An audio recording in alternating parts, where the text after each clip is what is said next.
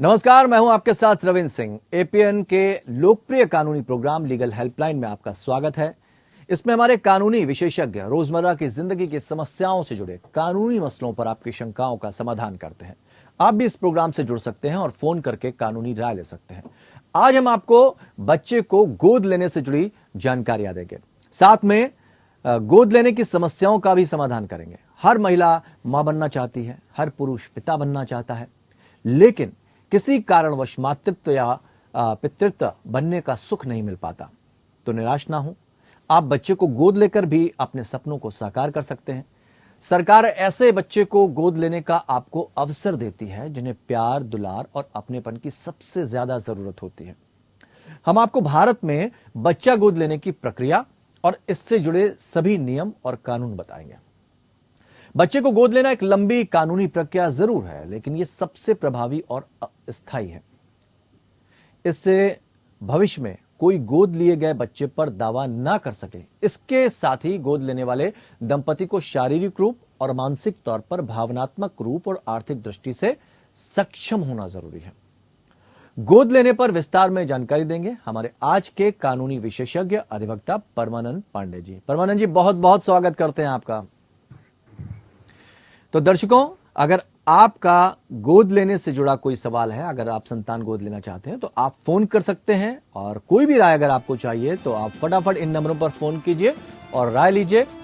हमारे phone number है 012061279337, दूसरा नंबर है 012061279338। नंबर एक बार फिर से सुन लीजिए, 012061279337, 012061279338। इन नंबरों पर आप हमसे संपर्क कर सकते हैं। आज हम जो जानकारी देने वाले हैं, गोद लेने पर कानूनी जानकारियां, यानी संतान अगर आप गोद लेना चाहते हैं तो उससे जुड़ी जो कानूनी जानकारियां हैं वो हम परमानंद जी के जरिए आप तक पहुंचाने की इस कोशिश की शुरुआत करते हैं। परमानंद जी, सबसे पहले ये बताइए हमारे दर्शकों को कि जो संतान गोद लेने की जो प्रक्रिया है बच्चे को गोद लेने की, वो क्या है? रविंद्र जी, गोद लेने की प्रक्रिया कोई भारत में नई नहीं है जी। ये बहुत दिनों से चली आ रही है, बहुत पुरानी परंपरा है जी। और जैसा कि आपने अपने प्रस्तावना में कहा कि ये बहुत ही अच्छा तरीका है कि किसी बच्चे को भी इसमें सुख मिल जाता है, माँ और बाप का जी। और एक माँ और बाप को भी एक बच्चे का सुख प्राप्त हो जाता है। इस नाते इसको पूरी तरह से समर्थन दिया जाना चाहिए, इसको प्रमोट किया जाना चाहिए। लेकिन आपने एक बात और भी कही कि थोड़ी प्रक्रिया इसकी लंबी है जी जी। वैसे तो आप देखेंगे गांव में और जगहों पर देखेंगे तो लोग माँ बाप इस चीज को, बच्चे को ही देख लेते हैं और कहते हैं कि नहीं, मुझे आपके बच्चे को गोद लेना है। उसमें माँ बाप राजी हो जाते हैं और गोद ले लेते हैं। लेकिन वो वैध तरीका नहीं है। वैध तरीका ये है कि आप गोद लेने की प्रक्रिया का पूरी तरह से पालन करें और न्यायालय के सहारे उसका अडॉप्शन करें, आप गोद लें, तो ये एक अच्छी प्रक्रिया मानी जाती है। इसमें भारत सरकार की तरफ से और हर राज्य सरकार इस चीज को प्रोत्साहित करती है कि तमाम बच्चे जो हैं उनको गोद लिए जाना चाहिए और गोद लेने से उनको दोनों को फायदा होता है जी। इस प्रक्रिया में यह है कि आपको जो गोद लेने वाले लोग हैं उनको अपने एक उम्र की पता होना चाहिए कि किसी भी बच्चे को, जो मान लीजिए कि मेरी उम्र अगर 25 साल से कम है तो मैं किसी बच्चे को गोद नहीं ले सकता हूँ। 25 साल से अधिक उम्र होनी चाहिए और 55 साल से ज्यादा उम्र नहीं होनी चाहिए, पति दोनों की।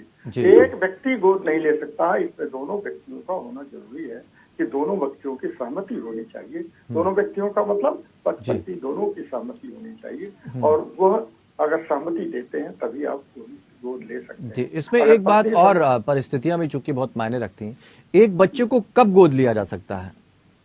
एक बच्चे को गोद लेने की प्रक्रिया तो ये है कि आपके यहाँ अधिकतम एज दी गई है जी। कि 15 साल से ज्यादा उम्र के बच्चों का गोद नहीं लिया जा सकता जी जी। लेकिन 15 साल से कम उम्र के बच्चों का एक एज दी गई है कि आप इनसे कम उम्र के बच्चों का गोद ले सकते हैं।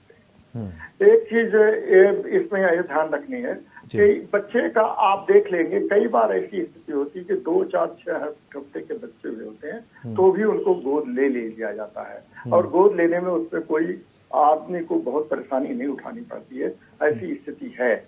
वो उसमें तो अधिकतम उम्र तो रखी गई है कि आप उस बच्चे को गोद लेने में आपको 15 साल से ज्यादा उम्र नहीं होनी चाहिए। और आप अगर मान लीजिए गोद ले रहे हैं तो बच्चा अगर बच्ची है तो उसमें है कि कम से कम 25 साल की उम्र का पत्नी में दोनों में वो बच्चे में अंतर होना चाहिए। और अगर कम उम्र का मान लीजिए बच्चा है, वे मेल चाइल्ड है, तो मेल चाइल्ड 25 के होते हुए भी आप पत्नी रहते हैं तो मेल चाइल्ड में उसकी उम्र 7, 8, 9, 10 साल भी हो सकती है, उसमें कोई बहुत आपत्ति नहीं है। लेकिन उम्र उसकी ऐसी होनी चाहिए कि 25 और 55 के बीच की उम्र होने से वही लोग बच्चे को गोद ले सकते हैं। जी, एक बात और आती है कि भारत में बच्चा गोद लेने के लिए पात्रता क्या होनी चाहिए, यानी कौन पात्र है गोद लेने के लिए बच्चा गोद लेने के लिए पात्रता की बात आपने बहुत अच्छी उठाई कि देखिए, एक तो ये है कि आप 2-3 परिस्थितियों में इसको गोद लेने की कि बच्चा कोई जरूरी नहीं है कि हम अगर गोद ले रहे हैं तो हम हमारे पास कोई निसंतान हो। निसंतान नहीं, संतानवत व्यक्ति भी चाहे तो बच्चे को गोद ले सकता है। लेकिन सामान्य तौर पर ये देखा जाता है कि जिन लोगों के संतान नहीं होती है वही लोग बच्चे को गोद लेते हैं। तो वही बच्चे को गोद लेते हैं और सामान्य तौर पर वही देखा जाता है कि वो बच्चे को गोद लेते हैं और वो ऐसे बच्चे का ध्यान रखते हैं कि चीज को ध्यान रखा जाए कि बच्चा जो है वो उम्र में बहुत कम में छोटा हो और उसको एक साइकोलॉजिकल सेटिस्फैक्शन मिले। जो व्यक्ति हमको गोद ले रहा है बायोलॉजिकल फादर बायोलॉजिकल पेरेंट से अलग हो रहा है, इस नाते वो इस स्थिति में है कि हमको दें। 2-3 चीजें इसमें और खास तौर पर ध्यान, जो व्यक्ति गोद लेता है वो मानसिक रूप से ठीक ठाक होना चाहिए। जो व्यक्ति उसके लिए जिम्मेदारी है कि वो इस स्थिति में है कि वो बच्चे का भरण पोषण ठीक से कर सकता है, इस नाते वो इसका मतलब ये है कि इसमें कुछ शर्तें भी होती हैं। तो अगर हम शर्तों की बात करें तो माता पिता द्वारा पूरी की जाने वाली सामान्य जो शर्तें वो क्या होती हैं? सामान्य शर्तें यही है कि माता पिता अगर किसी बच्चे को गोद ले रहे हैं तो उसको ये देखना पड़ता है कि वो मानसिक रूप से ठीक है। कोई ऐसा विक्षिप्त व्यक्ति कह दे कि हम लेना चाहते हैं और हर क्षण जो है उससे बदल जाते हो तो ऐसा व्यक्ति बच्चे को गोद नहीं लेता है। वो उसके लिए सरकार उसके लिए ध्यान देना पड़ता है, डॉक्टर की सर्टिफिकेट लेनी पड़ती है कि वह व्यक्ति या जो पत्नी गोद लेने जा रहे हैं वो मानसिक रूप से ठीक है। इसके साथ एक चीज और ध्यान रखनी, उनको ये भी प्रमाण देना पड़ता है कि वह बच्चे का भरण पोषण करने की स्थिति में है, उसको पढ़ाने लिखाने की स्थिति में है, ये भी आपको ध्यान में रखना पड़ता है। अगर ये चीज अगर नहीं कर सकते हैं मानसिक रूप से और आप आर्थिक रूप से सुदृढ़ नहीं, सुदृढ़ का मतलब नहीं बहुत ज्यादा नहीं, लेकिन कम से कम इस स्थिति में तो हो कि बच्चे का भरण पोषण कर सकें और बच्चे को ये भी देख सकें कि वह उसको हम मानसिक रूप से सही उसका भरण पोषण कर सकते हैं, मानसिक रूप से उसका हम ध्यान रख सकते हैं। ये 2-3 चीजों का खास तौर पर ध्यान रखना पड़ता है, तभी वह व्यक्ति सक्षम होता है किसी को गोद लेने के लिए। तो दर्शकों, हम बता दें आपको, बच्चा गोद लेने की जो कानूनी प्रक्रिया है उसको हम यहाँ पर आपको के समक्ष रख रहे हैं इस मंच के जरिए, और माता पिता द्वारा जो शर्तें होती हैं वो क्या होती हैं उनके बारे में भी हम आपको बता रहे हैं। अब परमानंद जी, एक बात और जानना चाहेंगे, एक बच्चे को गोद लेने की जो प्रक्रिया होती है उसका जो समय सीमा है वो क्या होती है, कितना समय लगता है बच्चे को गोद लेने की प्रक्रिया में? ये बहुत अच्छा सवाल उठाया, क्योंकि आमतौर पर ये देखिए मेरे सामने भी इस ढंग की समस्या आती है। लोग जो बच्चा गोद लेने वाला होता है वो तो चाहता है कि मैं तुरंत ले, जी, लेकिन इसके से कम ऐसा है कि हाँ, यहाँ पर ये देखिए कि 2 साल कम से कम समय लग जाते हैं और कई बार तो 3-4 साल भी समय लग जाता है। ये प्रक्रिया होती है और उसके लिए होता है कि आपको रजिस्ट्रेशन कराना पड़ता है। रजिस्ट्रेशन कराने के लिए आप अपना पैन कार्ड नंबर देंगे, नहीं पैन कार्ड नंबर है तो आधार कार्ड दीजिए, आप अपनी आय का प्रमाण पत्र दीजिए कि हमारी जो है आय इतनी है। आपको ये सिद्ध करना होगा कि आपकी उम्र 25 साल से अधिक है, अभी जाकर के आप ले सकते हैं, और 25 साल से कम उम्र है तो आप बच्चे का गोद नहीं ले सकते हैं। इसमें आपको ये भी देखना पड़ेगा कि दोनों पति दोनों सहमत है, इस चीज को भी देना पड़ेगा, आपको लिख करके देना पड़ेगा कि पति और पत्नी दोनों इस चीज पर सहमत है कि हम इसको बच्चे को गोद ले रहे हैं। ये 2-3 चीजें हैं, खास तौर पर इनका परिपालन करने के बाद भी, इनका अनुपालन करने के बाद भी कोई व्यक्ति बच्चा लेने का, गोद लेने का अधिकारी हो। ये तो बात हमने कही कि अगर हम कहीं से बच्चा गोद लेते हैं, लेकिन अक्सर ऐसी भी कंडीशन परमानंद जी बन जाते हैं जब हम किसी रिश्तेदार से हमारी बातचीत हो जाती है, वो राजी हो जाते हैं कि हम उनका बच्चा गोद ले सकते हैं, तो रिश्तेदार के बच्चे को गोद कैसे लिया जा सकता है? ये आम तौर पर जो अभी की स्थिति है जी, कम से कम भारत में और अधिकांश क्षेत्रों में यही है कि लोग रिश्तेदार के बच्चे के ही गोद ले लेते हैं। वो लोग ये नहीं चाहते हैं कि आप कोई अनाथाश्रम में जाएं या कहीं और जाएं, क्योंकि उनको ये मालूम होता है कि हम जिस बच्चे को गोद ले रहे हैं उसकी पारिवारिक पृष्ठभूमि उनको मालूम है। तो इस नाते बच्चे को रिश्तेदार के यहाँ से गोद लेने के लिए कोई व्यवधान नहीं है। और सामान्य तौर पर यही होता है कि लोग किसी रिश्तेदार के या जान पहचान के बच्चे को ही गोद में लेते हैं, गोद लेते हैं। और ऐसे में कोई किसी भी तरह की आपको परेशानी नहीं होती है। जो बच्चा गोद देते हैं, जो रिश्तेदार लोग गोद देते हैं, वो भी इस चीज को जानते हैं कि हम जिस बच्चे को गोद के लिए दे रहे हैं किसी आदमी को, वो ये इस स्थिति में है कि बच्चे का भरण पोषण कर सकेगा, उसकी शिक्षा दीक्षा अच्छे ढंग से दिला सकेगा और वो हम लोगों का भी संबंध रख सकता है। तो ये आप बायोलॉजिकल फादर के बारे में पूरी तरह से जानकारी हो जाती है। तो जो बच्चा गोद देता है वो उसके लिए भी कोई समस्या नहीं होती है, जो व्यक्ति गोद लेता है उसके लिए भी कोई समस्या नहीं होती है। इस नाते रिश्तेदार से बच्चा गोद लेने के से ना तो कोई अड़चन है, ना कोई कानूनी व्यवधान है, बल्कि ये इसका प्रेफरेंस दिया जाता है और ऐसा ही ज्यादातर होता है। जी, कई बार अब जैसे धीरे धीरे जो प्रक्रिया आगे बढ़ रही है, सीढ़ी दर सीढ़ी हम समझने की कोशिश कर रहे हैं। उम्मीद करते हैं दर्शकों को हमारे ये चीजें समझ में आ रही होंगी, क्योंकि ये कानूनी पहलू आप लोगों के लिए जानना बहुत जरूरी हो जाते हैं। और अक्सर कई ऐसे घटनाक्रम देखे गए हैं जिसमें आपने बच्चा कानूनी रूप से गोद नहीं लिया और वहां पर आपको कई दिक्कतों का सामना करना पड़ गया। पता लगा जिन बच्चों ने आपको बच्चा गोद दिया था वो उस बच्चे को वापस ले गए, आपका पैसा भी फंस गया। इस तरह की समस्याएं देखने को मिली हैं। आज हम बच्चा गोद लेने का जो कानून है उसके ऊपर सवाल जवाब के सिलसिले को आगे बढ़ा रहे हैं। अब तक हमने जाना कि बच्चा कैसे गोद लिया जा सकता है, इसकी शर्तें क्या होती हैं, इसकी प्रक्रिया क्या होती है। इन सारे सवालों के जवाब दे रहे हैं हमारे साथ जो आज खास मेहमान के तौर पर अधिवक्ता जुड़े हुए हैं श्री परमानंद जी, जिनसे हम इस पूरे सवाल जवाब के सिलसिले को आगे बढ़ाते हैं। परमानंद जी, अब हम ये जानना चाहते हैं कि भारत में बच्चा गोद लेने की जो प्रक्रिया होती है उस पर सुना है काफी खर्च भी आता है, लगभग कितना खर्च उस पर आता है, इसको भी थोड़ा सा बताएं। मैं आपको अरविंद जी बताऊं कि भारत में जो बच्चा लेने की गोद लेने की प्रक्रिया है ये है तो ठीक, और इसमें इतना ज्यादा खर्च नहीं आता जो विदेशों में आता है। जी। आपको ये जान करके आश्चर्य होगा कि अमेरिका जैसे देश में बच्चा गोद लेने का खर्च जो है समझिए कि $30,000 से लेकर के और $40,000 तक, यानी 25 लाख से 32-35 लाख रुपए तक खर्च हो जाते हैं। लेकिन हिंदुस्तान में, भारत में अगर बच्चा गोद लेते हैं, अगर रिश्तेदार के बीच का वो बच्चा है तो जाहिर है शायद इस पर कोई खर्च नहीं होता, कोई कानूनी रूप से आपको कोर्ट में जाकर के करवाना पड़ता है और बहुत ज्यादा खर्च नहीं आता है। लेकिन अगर आप किसी एजेंसी से लेते हैं, एजेंसी को माने जो सरकारी एजेंसी की तरफ से जिसमें मदद दी जाती है, तो उसमें भी आपको 30 से 35 हजार रुपए में हो जाता है ये काम। सामान्य तौर पर ऐसा काम हो जाता है।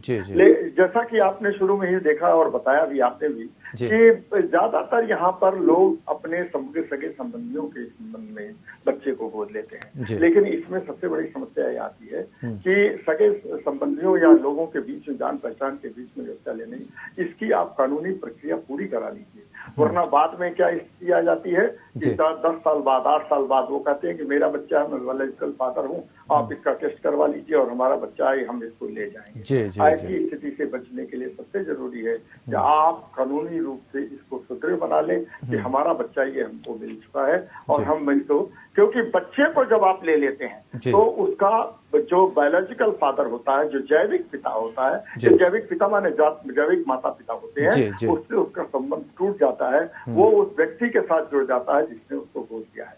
इस नाते इस कानूनी प्रक्रिया को पूरा करा लेना चाहिए, चाहे वो रिश्तेदार के ही बच्चे को क्यों न लेना पड़े। लेकिन जहां तक आपने खर्च की बात कही है, तो खर्च जो है हिंदुस्तान में ज्यादा से ज्यादा यहाँ पर 40-45 हजार रुपए में हो जाता है, कम से कम में भी हो जाता है, 2-3-4-5 हजार रुपए में भी हो जाता है। जी, इसीलिए कई बार कहा भी जाता है कि जन्म देने वाले से ज्यादा पालने वाले का हक होता है, इस तरह की बातें कही जाती है। एक बात और समझना चाहेंगे, चूंकि देश, आपने अंतर्राष्ट्रीय स्तर पर भी बात की और देश की भी बात की, तो अगर हम विदेश की बात करें और देश की बात करें, दोनों जगह की प्रक्रियाओं में क्या फर्क आता है? दूसरे देश के बच्चे को गोद लेने की प्रक्रिया के बारे में भी बताएं और थोड़ा सा इन दोनों में अंतर भी बताएं। देखिए, दूसरे देश की प्रक्रिया में कई हर देश में थोड़ा थोड़ा नियम अलग है, लेकिन एक चीज का ध्यान रखना पड़ता है कि आजकल एक तरह के क्राइम सिंडिकेट भी चल पड़ा है। तो लोग क्या करते हैं कि बच्चों को गोद लेकर के उसको वो ह्यूमन ट्रैफिकिंग में डाल देते हैं। कई बार ये स्थिति आ जाती है कि वो बच्चे को ले जाते हैं, कहीं बेगार के रूप में उनको बेच दिया या किसी दूसरे रंग से, बच्ची है तो और भी उसका दुर्गति कर देते हैं। तो ऐसे हर देश में एक अपना अपना नियम होता है। कम से कम इंग्लैंड में और भारत में कानूनी रूप से एक समानता है कि जो प्रक्रिया भारत में है वही प्रक्रिया लगभग इंग्लैंड में है। लेकिन और देशों में जगह जगह इस चीज को ध्यान में रखा जाता है तो कि कौन सा तरीका अपनाया जाएगा। तो आपको बताएं कि 3 तरीके हिंदुस्तान में लागू होते हैं। एक तो हम भारत के लोग भारत में ही रहते हैं तो ऐसे व्यक्ति की से कानूनी रूप से किसी को गोद ले सकते हैं। और एक एनआरआई होते हैं। एनआरआई माने भारत ही जड़ है उनका, लेकिन वो बाहर रह रहे हैं तो वो अपने बच्चे को कैसे बच्चे को भारत में आके। और तीसरा कैटेगरी ये होती है कि कोई विदेशी आकर के भारतीय बच्चे को गोद लेना चाहे तो किस ढंग से गोद लेना चाहे। तो विदेशी अगर लेकर आने का चाहेगा तो कारा ऐसी एजेंसी है, उसमें जाकर के आपको जाकर के रजिस्ट्रेशन कराना पड़ेगा और रजिस्ट्रेशन के माध्यम से वो आपको देंगे। पूरी जांच परख और पड़ताल की जाएगी एम्बेसी के माध्यम से कि क्या ये बच्चे को उनके सचमुच की जरूरत है, और जरूरत है तो ले जा सकते हैं। तो उसके पीछे कानूनी प्रक्रिया पूरी करनी पड़ेगी। एनआरआई है तो एनआरआई के बारे में भी जांच करनी पड़ेगी। भारत के वर्जिन के रहने वाले हैं तो कई बार एनआरआई लोग जो आते हैं तो वो अपने रिश्तेदारों के बीच में ऐसे संबंध बना करके गोद ले लेते हैं, लेकिन उनके बारे में भी उनको आप लिख करके भारत सरकार को देना पड़ता है और पूरी कानूनी प्रक्रिया को पूरा करना पड़ता है। और जो भारत के लोग भारत में ही कानून लेते हैं उनका एक अलग से प्रक्रिया यह है कि आप जाइए और आप रजिस्ट्रेशन कराइए और उस जुरिस्डिक्शन के उस क्षेत्राधिकार में आप डिस्ट्रिक्ट जज के पास एप्लीकेशन दीजिए और वो आपको बताएंगे और वो दोनों पार्टी उसमें उपस्थित हो जाएंगी। जो बच्चा गोद देने वाला होता है होने वाली होती है और बच्चा जो लेने वाली होती है वो दोनों उपस्थित हो जाएंगे। फिर वो कानूनी प्रक्रिया पूरी हो जाएगी, बच्चा को गोद में दे दिया जाएगा। ये 3 प्रक्रियाएं चलती हैं, तीनों को ही ध्यान में रखना जरूरी है, लेकिन रजिस्ट्रेशन करा लेना सबसे जरूरी है।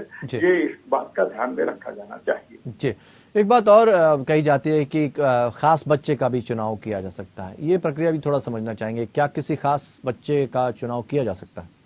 देखिए, ये बात जो है, आप खास बच्चे का चुनाव तो कानून के रूप में तो ये अवैध है कि आप किसी बच्चे का खास तौर पर चुनाव नहीं कर सकते हैं। आपको जो बच्चा दिया गया है उस बच्चे का ही आप जो एजेंसी के माध्यम से। लेकिन अगर रिश्तेदारी में आप कर रहे हैं तो रिश्तेदारी में तो आपसी सहमति के आधार पर होता है ना। आप जान पहचान में कर रहे हैं तो जान पहचान में तो आपसी सहमति के आधार पर किया जाता है। तो वो उसमें एक बच्चे का कहा जा सकता है कि देखिए मैं इस बच्चे को गोद लेना चाहता हूँ, आप क्या इससे सहमत है कि नहीं। तो उन परिस्थितियों में निश्चित तौर पर ये जान पहचान के बच्चे जो लिए जाते हैं वो तो आप कर सकते हैं, खास बच्चे का चुनाव कर लिया हमने। लेकिन अगर आप एजेंसी के माध्यम से या कारा के माध्यम से अगर जाते हैं या किसी अनाथ आश्रम से आप लेने के लिए बच्चे को जाते हैं तो वहां आपको कतई ये अधिकार नहीं है कि किसी खास बच्चे को आप चुन लें। वहां पर उसी बच्चे को, जिस बच्चे का नंबर आपका आएगा उसी बच्चे को आपको अडॉप्ट करना पड़ेगा,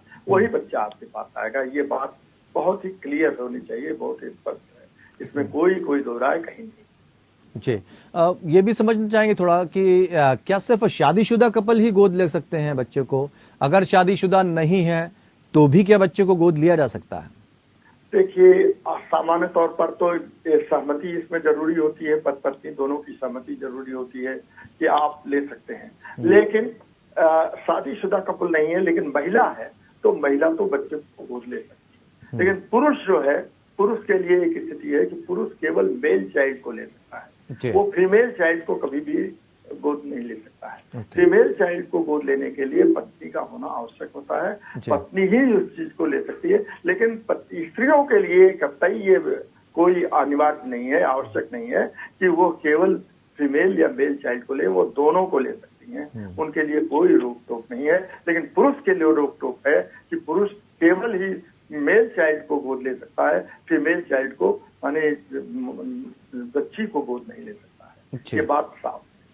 बहुत बहुत शुक्रिया परमानंद जी, आपने तमाम सवालों के और तमाम कानूनी संबंधी जानकारियां हमको दी कि हमारे दर्शकों को उम्मीद करते हैं ये जानकारियां उन तक पहुंची हैं और इस मंच के जरिए हम इसी तरह के विषय उठाने की कोशिश करते हैं ताकि जो आम जनमानस से जुड़े हुए विषय हैं वो आप तक पहुंच सकें, उनकी जो कानूनी जानकारियां हैं वो आप तक पहुंच सकें। तो फिलहाल इस कार्यक्रम में इतना ही, लेकिन खबरों का सफर लगातार जारी रहेगा। जुड़े रहिए हमारे साथ।